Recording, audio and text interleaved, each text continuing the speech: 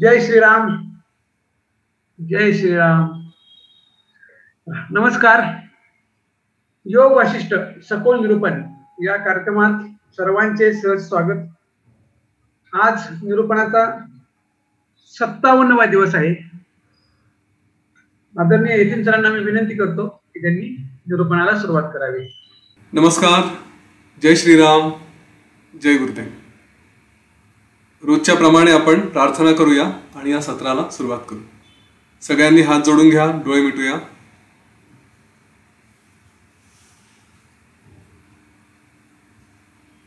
प्रार्थना म्हणण्यासाठी एक खोल दीर्घ श्वास घेऊया.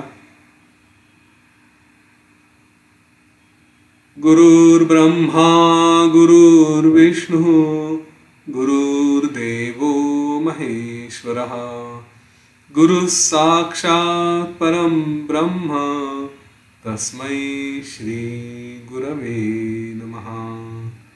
तस्मै श्री श्री गुरवे नमः.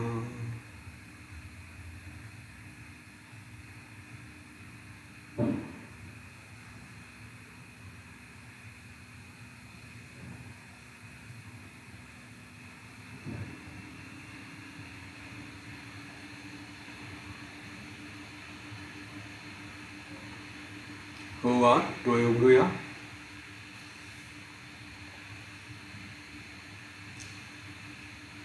छान.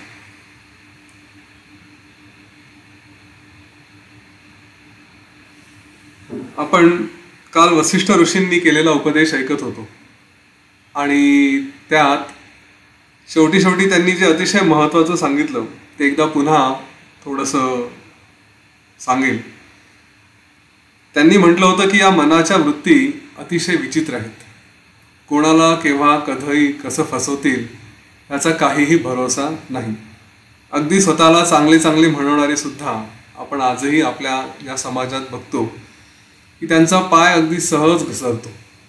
हे मन हे इतकं भयंकर आहे की जो काही भ्रम आणि काय असेल त्याच्या रूपातून जे काही सांगितलं ते काहीही करू शकतं. बहुतेक जणांची जी चूक होते आयुष्यामध्ये ते कर्मकांडामध्ये अडकतात, योग साधनेत अडकतात, ध्यानात अडकतात, तपस्येत अडकतात म्हणण्यापेक्षा ते सगळं करतात. त्याच्यात अडकणं असं नाही आहे, हे सगळं करावं आणि ते करत राहावं. पण जे चुकतं ते म्हणजे या मनावरती संस्कार करणं. ज्ञान हे बहुतेकांचं कुठेतरी गडबड होतं आणि वसिष्ठ ऋषींनी सांगितलं आहे की ज्ञानाशिवाय गती नाही. हे सगळे मार्ग शेवटी येऊन ज्ञानापर्यंत थांबले पाहिजेत आणि ज्ञान मिळवण्याचा प्रयत्न केला पाहिजे. अनेकांच्या ह्या ज्या चुका होतात तेच सांगतात की हे मन कुठून कसं वरती येईल आणि ह्या सगळ्या आपण जी काही साधना केली त्याच्यात अडथळे आणू शकेल याचा काही भरोसा नाही. आणि त्याच्यामुळे तुम्ही ध्यान धारणा करा, प्राणायाम करा, काहीही करा, केव्हा तरी अचानक हे मन आपल्या आडवं येऊ शकतं. त्यामुळे या सगळ्या गोष्टींसोबत ह्या मनावरती सतत बोधाचा मारा करत राहिलं पाहिजे, सतत त्याला ज्ञान देत राहिलं पाहिजे.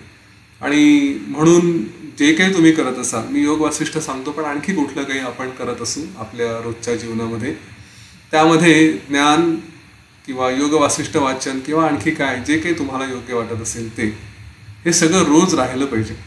मागे मी सांगितलं आहे, पुन्हा तीच सांगेल की ही अज्ञानाची भिंत आहे.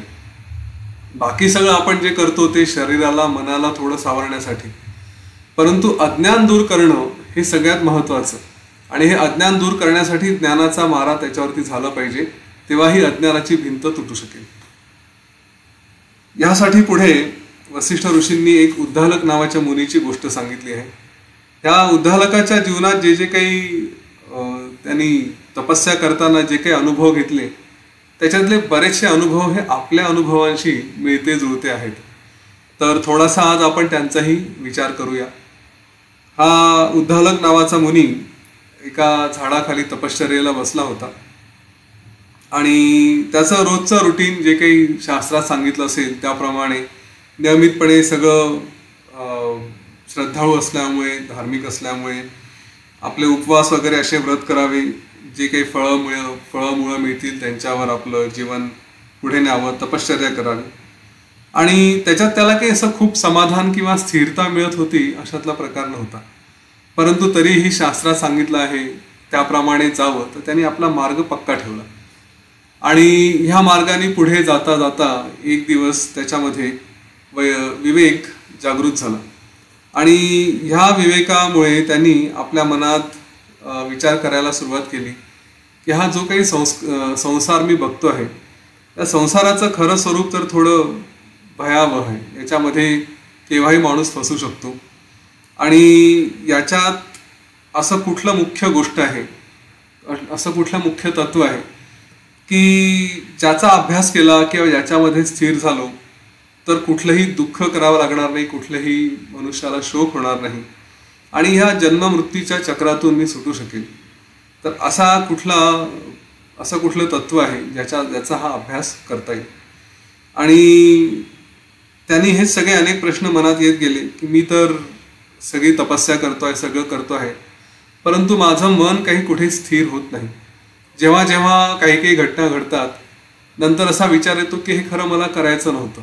आपल्या जीवनातही या गोष्टी होतात. आपल्या मनाच्या विरुद्ध किंवा आता जो कोणी मन आहे आणि जो करणारी मनच आहे, त्याच्यामुळे आपल्या इच्छेविरुद्ध काहीतरी घटना आपण करून जातो, काहीतरी गोष्टी करून जातो आणि त्या करतो. तर त्यासुद्धा मनानेच प्रेरणा दिल्यामुळे करतो, कारण प्रत्येक गोष्ट ही मनामुळेच होते. मनाच्या इच्छेशिवाय तर काहीच होऊ शकत नाही. तर हे जे मनाने चालवलेले व्यापार आहेत हे माझ्या मूळ स्वभावाच्या विरोधात असल्यामुळे असं काय केलं की जेणेकरून हे व्यवहार थांबू शकतील.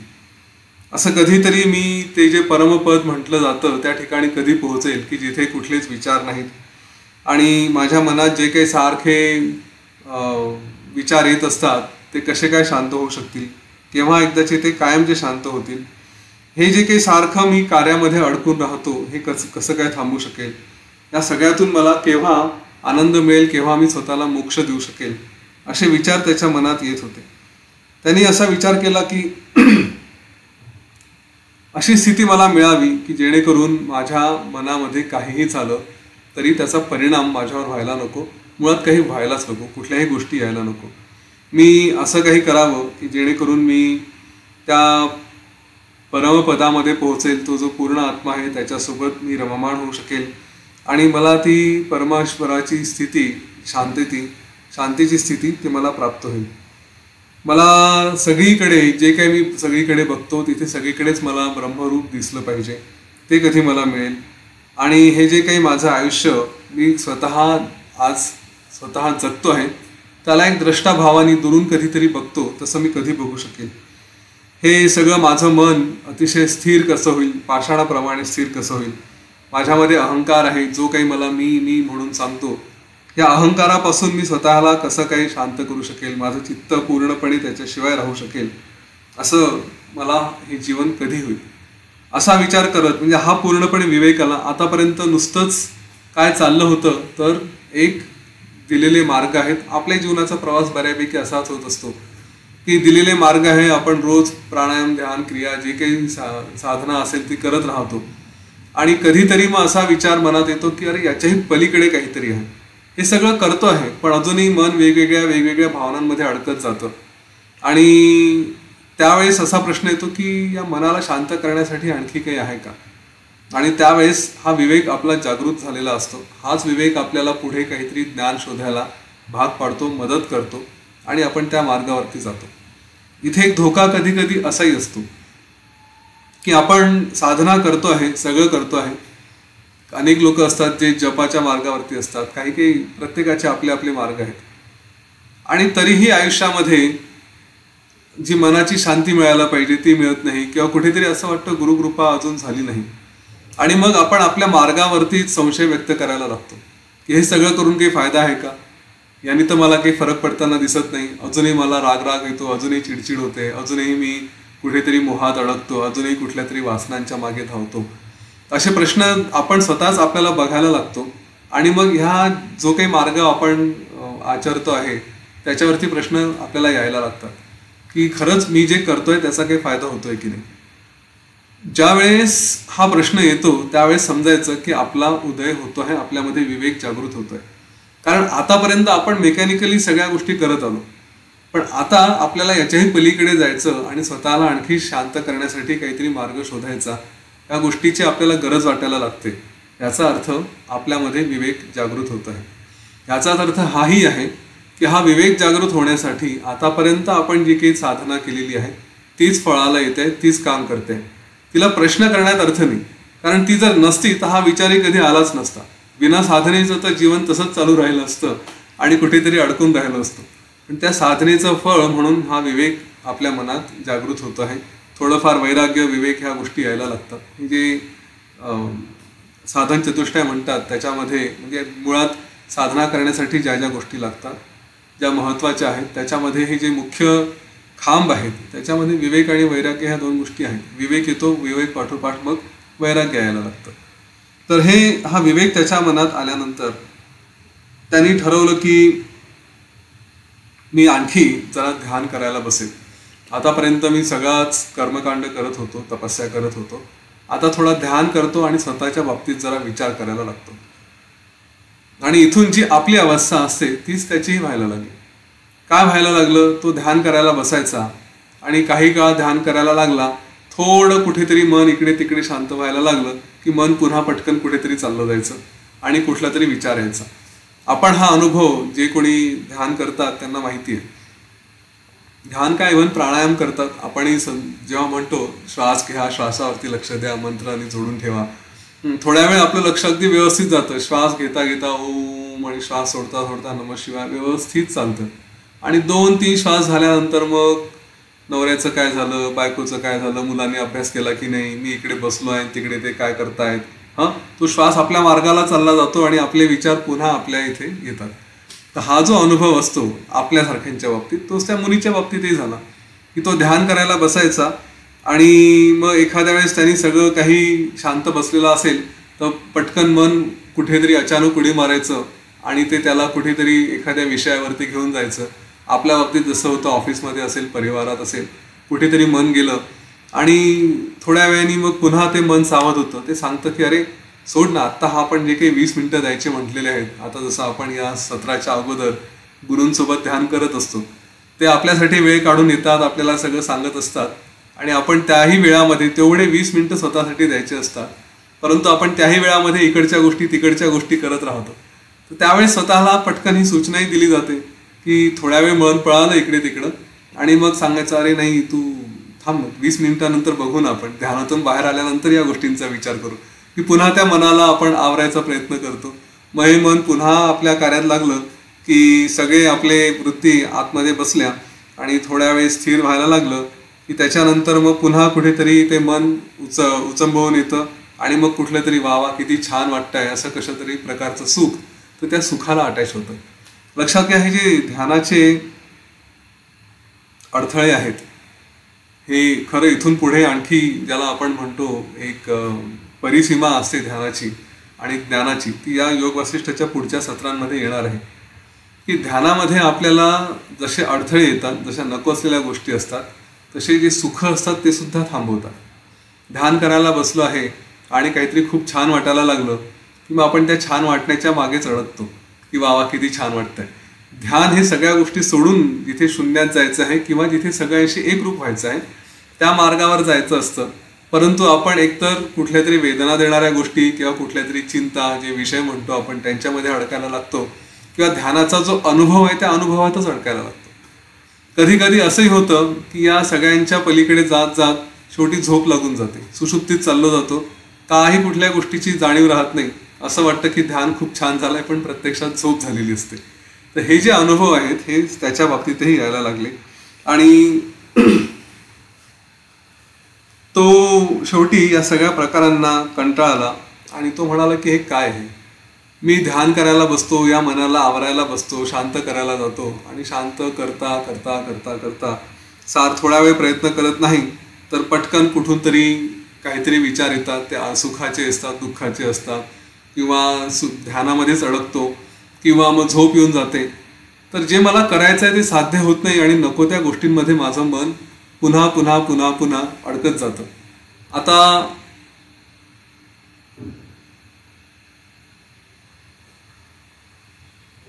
आता काय करावं? तर त्यांनी पुन्हा, कदाचित त्या जागेचा दोष असेल किंवा काय माहीत नाही, पण त्यांनी तिथून ती जागा सोडली. इकडे तिकडे भटकायला लागला. भटकता भटकता त्याला एक गुहा दिसली की ज्या गुहेमध्ये कोणीही कुठेही कधी आलं नव्हतं, कुठल्याही प्राण्याचा संचार तिथे दिसत नव्हता.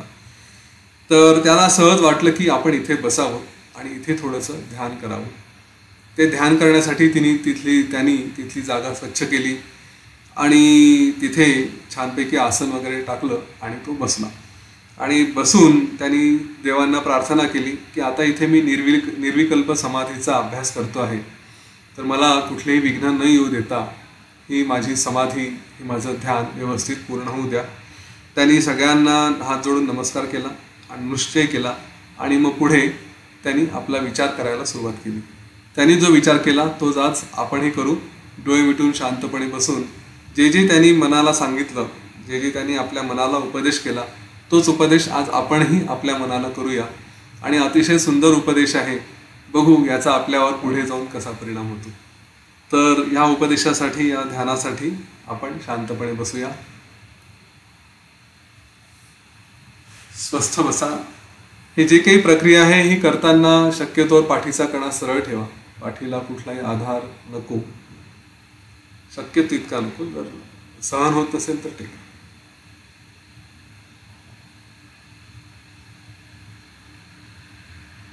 डोळे मिटूया.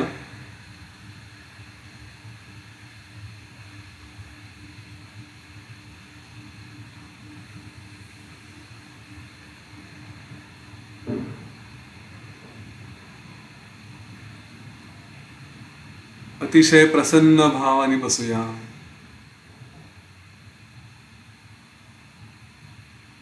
सगळं लक्ष आपल्या श्वासावर ठेवूया.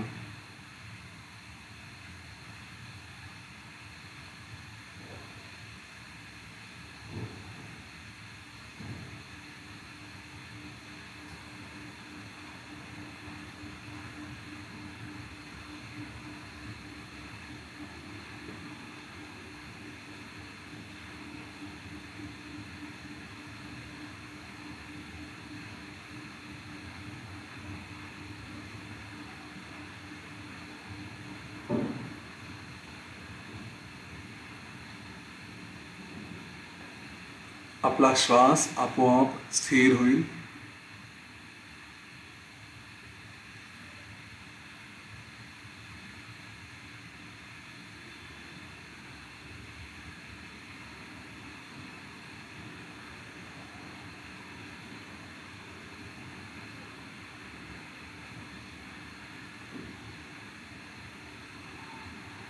आपण मनाला उपदेश करणार आहोत.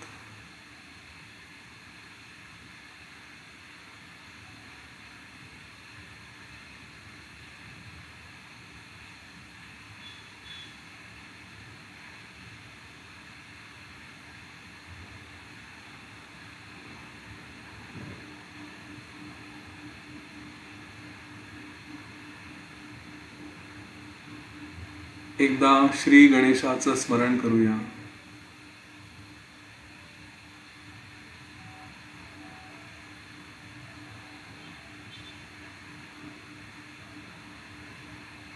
आपल्या गुरूंना शरण जाऊया. त्यांच्याच कृपेमुळे हे ज्ञान मिळत आहे.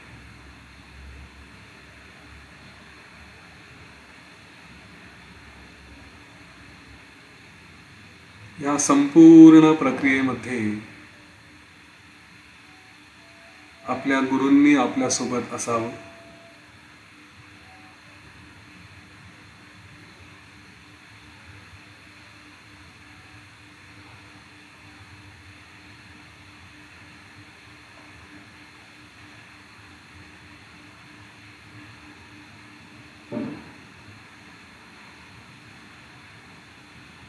आपलं मन,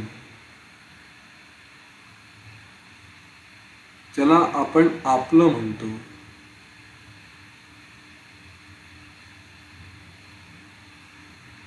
ते आहे की नाही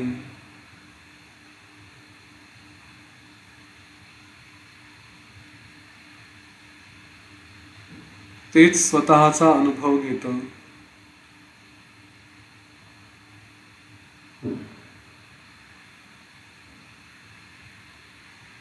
तेच स्वतःला मार्गदर्शनही करतं.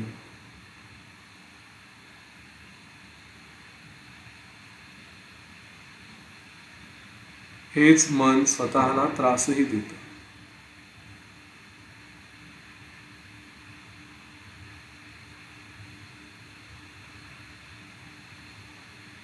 चित्ताख्यांमध्ये ऐकलेल्या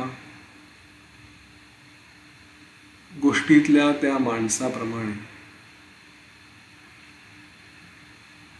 या मनाचा हा फार विचित्र खेळ आहे.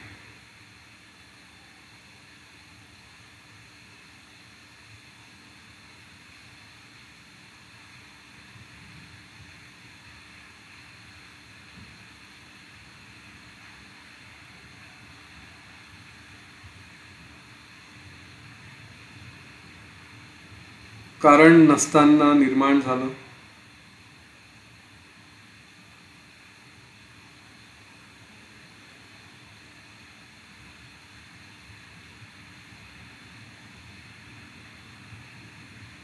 आणि जे काही आभासी आहे,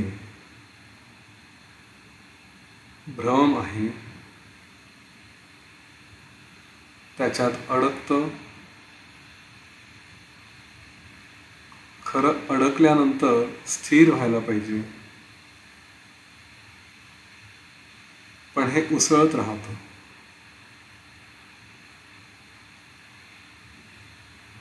जेव्हा हे कशातच अडकत नाही तेव्हा हे स्थिर राहतं.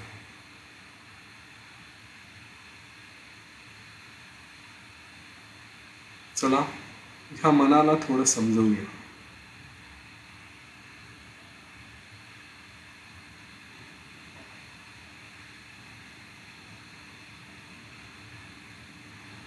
हे मना, तू विनाकारण या संसार वृत्तीमध्ये फिरतो आहेस.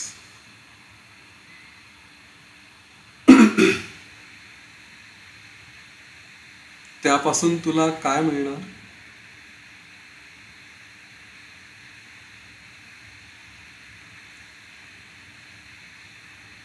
शहाणी माणसं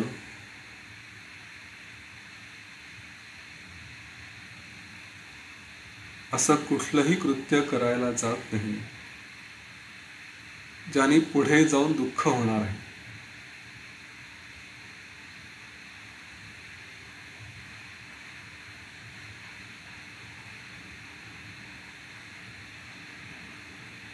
तुला वाटतं विषयांमध्ये सुख आहे,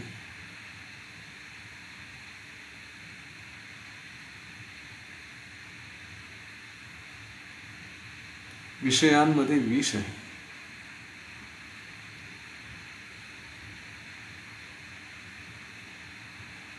खरं सुख, खरं अमृत हे शांतीत आहे.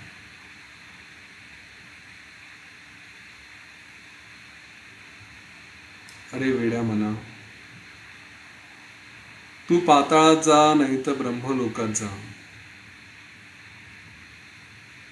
खरं सुख हे केवळ उपशम मध्येच आहे.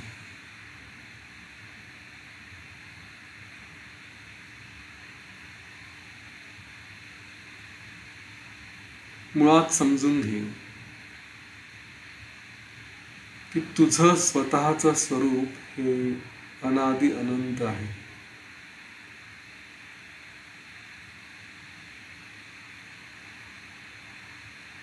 त्यामुळे कितीही विषयांचा उपभोग घेतला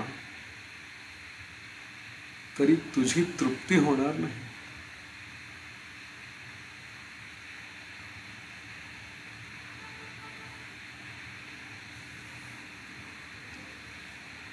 उलट या विषयांच्या मागे लागून अनेक अनर्थच निर्माण होतात.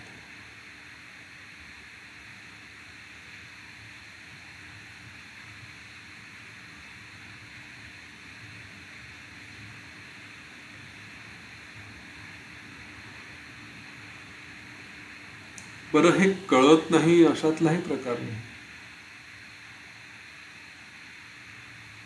अनेक प्रकारचे गुरुवचन, शास्त्रवचन हेच सांगतात. तरीही वेड्या मना, तू विषयांच्या मागे धावत सुटतो आणि खरं सुख देणाऱ्या, शांती देणाऱ्या समाधीच्या अभ्यासाकडे लक्ष देत नाही. हे केवढं आश्चर्य.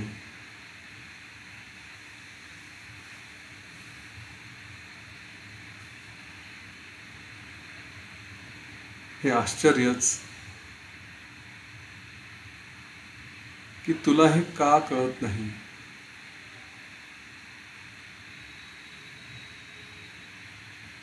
शेवटी तुला तर सुखच हवं आहे.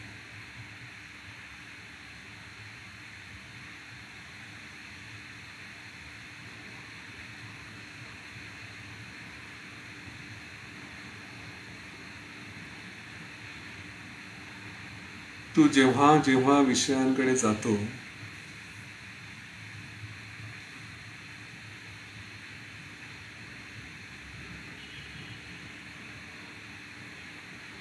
ते वेगवेगळे विषय तुझ्या इंद्रियांद्वारे तू बघतोस, त्यांचा अनुभव घेतोस. तुला असं वाटतं हे इंद्रिय तुला सुख देतील.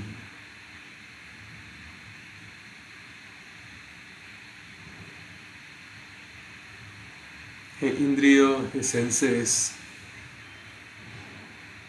ह्यांच्या वृत्ती एकदा समजून घे.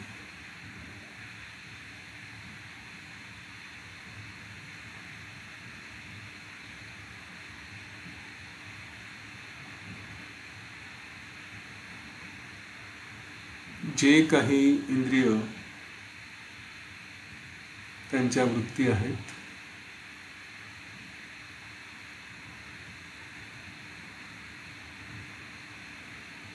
त्या पंचतन्मात्रांमुळेच शब्द, स्पर्श, रूप, रस, गंध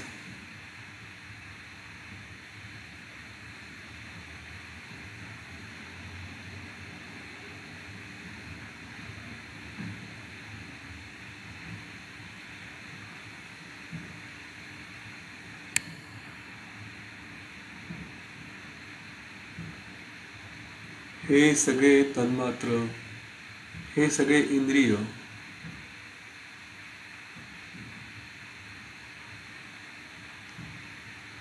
मुळात हे फसवण्यासाठीच आले आहेत.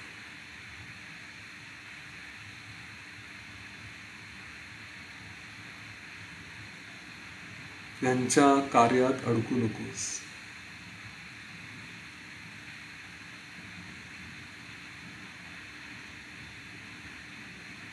हरिण गीताला फसतं, संगीताला फसतं आणि जाळ्यात अडकतं.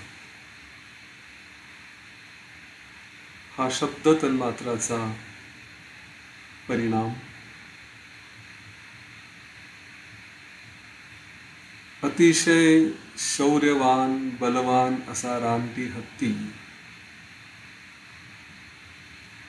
पाळलेल्या हत्तीणीच्या मागे जातो आणि शिकाऱ्यांनी केलेल्या खड्ड्यात फसतो. हा स्पर्श तन्मात्राचा परिणाम.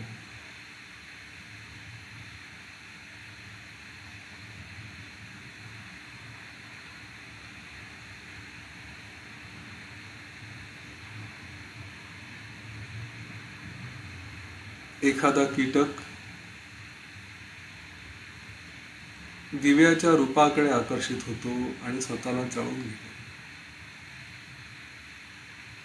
हा रूप तन्मात्राचा परिणाम.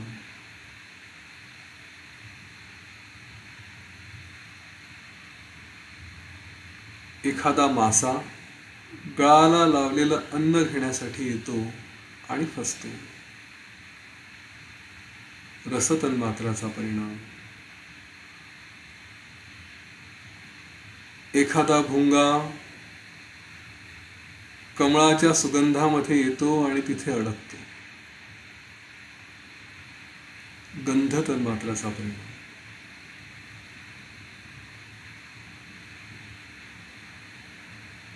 लक्षात घे,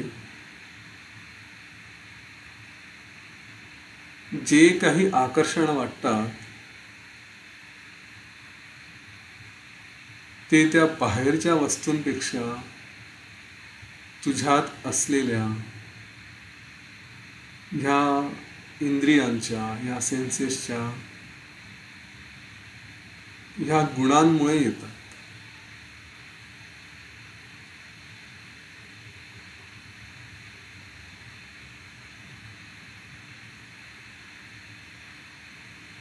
बाहेर काही सुंदर दिसतं,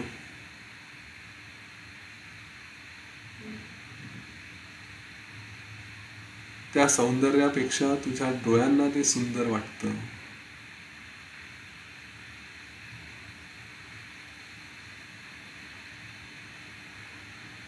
डोळ्यांना रूपाची जाणीव आहे, हा त्याचा परिणाम.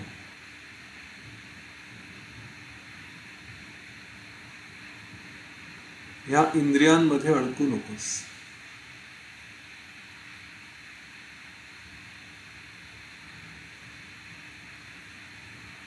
हरिण, हत्ती, कीटक, मासा, भुंगा हे तर एकेका इंद्रियामुळे, एकेका तन्मात्रामुळे अडकले, पण तुझ्यावरती तर 5ही इंद्रियांचा परिणाम असतो.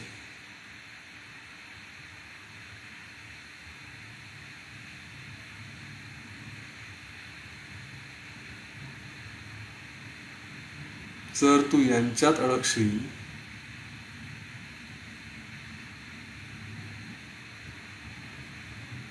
तर तुझ्यावर अनर्थ कोसळणार नाही तर काय.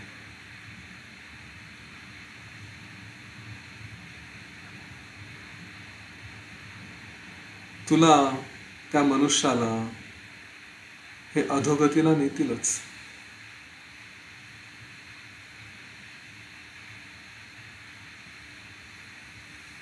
हे जे काही जाल आहे, जे काही जाळं निर्माण केलं आहे, त्यातून स्वतःला सोडव.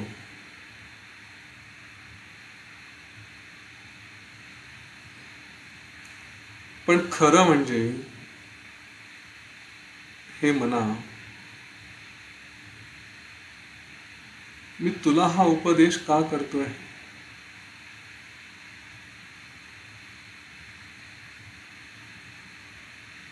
मुळात तू नाहीच.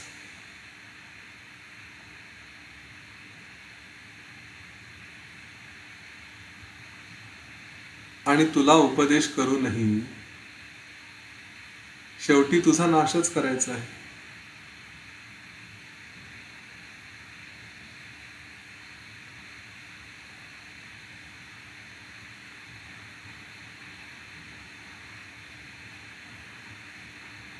मग ज्याचा नाशच करायचा,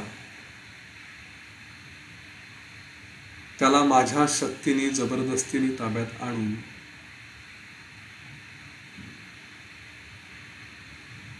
त्याचा नाश करणं हेच उचित.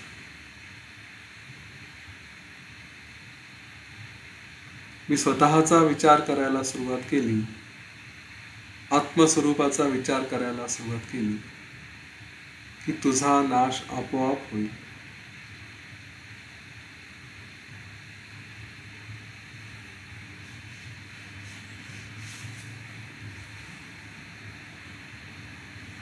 विवेक भावनेने विचार केला तर तुझं अस्तित्वच नाही. मग कोणाला उपदेश करू मी?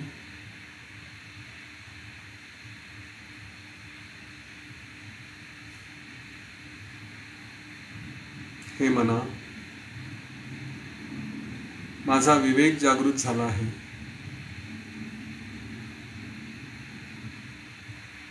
आणि आता मला तू कुठेही दिसत नाही.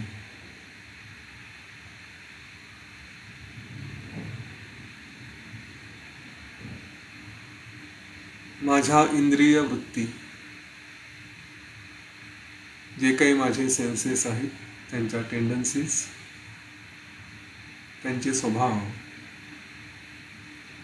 हे शांत झाले आहेत. मी मी म्हणून जो कोणी अहंकाराने माझं अस्तित्व दाखवतो, तो अहंकार सुद्धा शांत झाला आहे.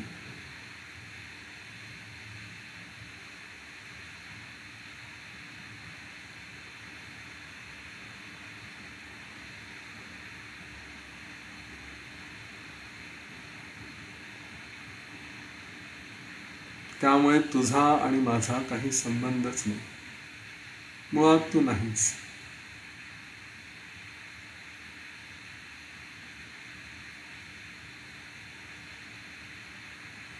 मी तर अनादि अनंत आहे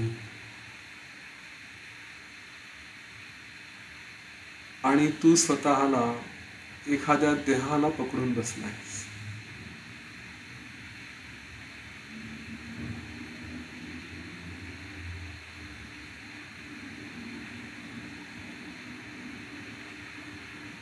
खरं म्हणजे हे मना, तुझा शोध घ्यायचा मी प्रयत्न केला.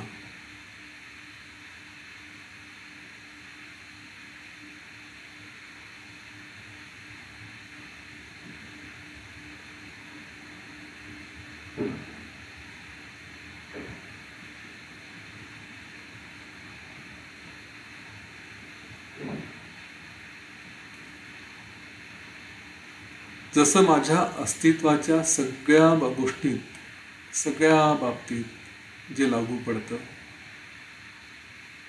तेच तुझ्याही बाबतीत लागू पडतं. जेव्हा तुझा शोध घ्यायचा प्रयत्न केला, तेव्हा तू कुठे सापडलाच नाही.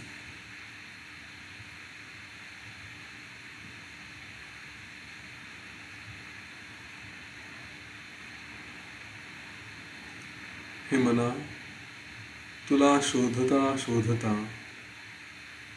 तू नाहीसा झालायस.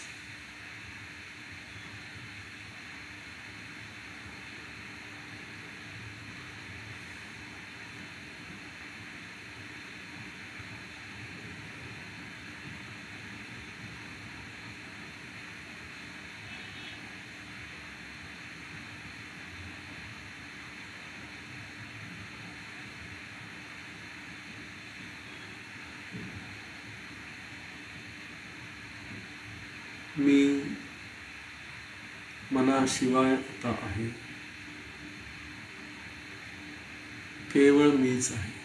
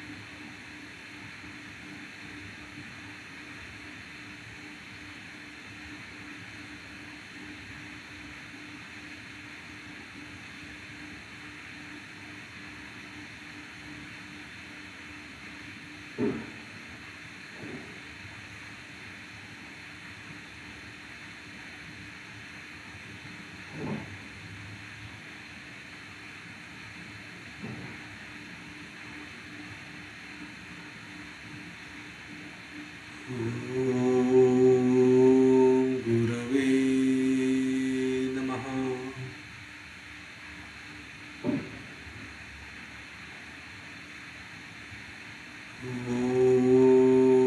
शांति शांति शांति.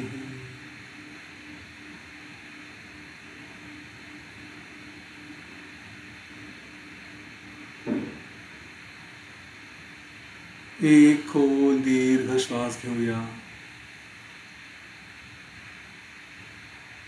आणि पूर्णपणे सोडूया.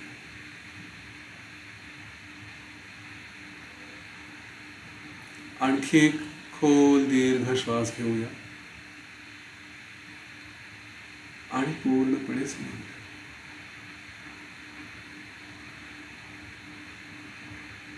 आपल्या शरीराप्रती सचेत होऊ.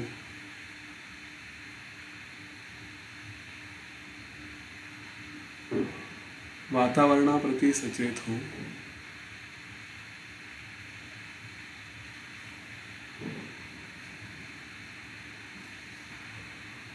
जेव्हा पूर्णता वाटेल हळूहळू आपले डोळे उघडे.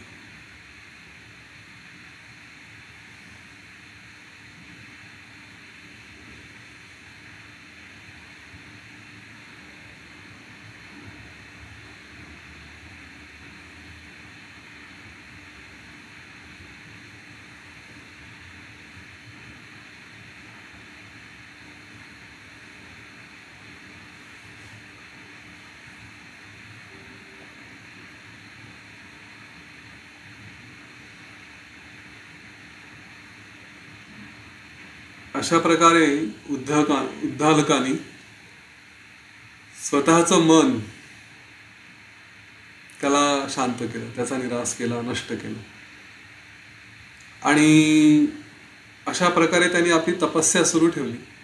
आणि या तपस्येमध्ये त्यांनी आपलेच जे अस्तित्वाचे वेगवेगळे स्तर आहेत ते प्रत्येकाला एकेकाला पकडत त्याच्याबद्दल विचार करायला सुरुवात केली. अहंकार असेल, चित्त असेल, बुद्धी असेल, मन असेल, या सगळ्यांच्या बाबतीत त्यांनी विचार करायचा. हे कुठे आहे, ते कुठे आहे, हे सगळं बघायचं. आणि एक एक गोष्ट त्यांचं शोधन करायचं, शोधायचं, त्याचं ॲनालिसिस करायचं. आणि त्यानंतर त्याला एक एक गोष्ट नष्ट करत जायची. अशा रीतीने त्यांनी आपलं कार्य पुढे नेलं. याच्या पुढच्या भागात त्यांनी अहंकाराबद्दल विचार केला की अहंकार कुठे आहे. त्याच्यानंतर आणखी सगळे आपले अस्तित्व हे बघायला लागलं. याबद्दल आपण उद्या विचार करूया, उद्या चर्चा करू. आजच्या पुरतं इथे थांबू आणि उद्या हे सत्र सुरू ठेवू. जय श्रीराम, जय गुरुदेव. अच्छा, हां, मला बरं आठवलं, उद्या नाही, मला उद्या सुट्टी हवी आहे.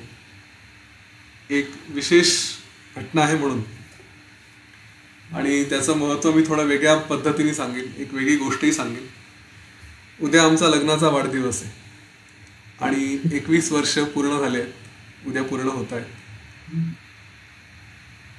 ज्या व्यक्तीमुळे मी नोकरी सोडून हे सगळं काही कार्य हातात घेऊ शकलो आणि अगदी मुक्तपणाने ते कोर्सेस असू द्या, आर्ट ऑफ लिव्हिंगचे, हे सत्र असू द्या, याच्यावरती कुठले कार्य असू द्या, यांचा अभ्यास असू द्या, हे करायला मागे खूप चांगला सपोर्ट लागतो. त्याशिवाय या गोष्टी शक्य होत नाही. अगदी सोपं आहे घरी असं हातवरती करून सांगणं की आज रात्री 8 वाजता सेशन आहे, 6:30ला जेवायला मिळालं पाहिजे, किंवा आल्यानंतर मग रात्री 9 वाजता, 9:15 वाजता जेवायला पाहिजे. मग ते घरामध्ये संध्याकाळी पूर्वी कधीतरी एकत्र जेवण होत असतील, आता क्वचित होतात, किंवा परिवारासोबत वेळ राहत नाही. मग घरातली भाजी आपोआप येते, घरात किराणा आपोआप येतो, दळण आपोआप येतं. ह्या ज्या आपोआप होणाऱ्या गोष्टी असतात ना, ती जी शक्ती आहे ह्या सगळ्या गोष्टी आपोआप चालवणारी, त्या शक्ती असल्यामुळेच हे कुठेतरी कार्य व्यवस्थित चालतं. दिसायला तर चेहरा जो करतोय त्याचा दिसतो, त्याच्याबद्दल खूप सगळ्यांना चांगलं वाटतं, वा किती छान बोलतात, किती छान सांगतात, किंवा काय असेल ती जी काही प्रतिक्रिया. परंतु तो जो पाठीचा कणा जो इथे स्थिर असतो, जो हे सगळी शक्ती देतो बसण्याची, करण्याची, हा कणा कुठेतरी सतत कार्यरत असतो. आणि त्याच्यासोबत मला उद्याचा दिवस घालवणं आवश्यक आहे. त्या कण्याकडे थोडं लक्ष देणं आवश्यक आहे. पती पत्नीचं नातं फार वेगळं असतं. मी परवा जमलं तर याच्यावरती निश्चित बोलेन. कुठली तरी गोष्ट ऐकली होती ती सांगेल मी. फार वेगळ्या पद्धतीचं असतं ते. तर विसरलो तर मला परवा आठवण करून द्या, या विषयावरती बोलू आपण. एक छानशी गोष्ट सांगेल. आणि बस इथे थांबूया.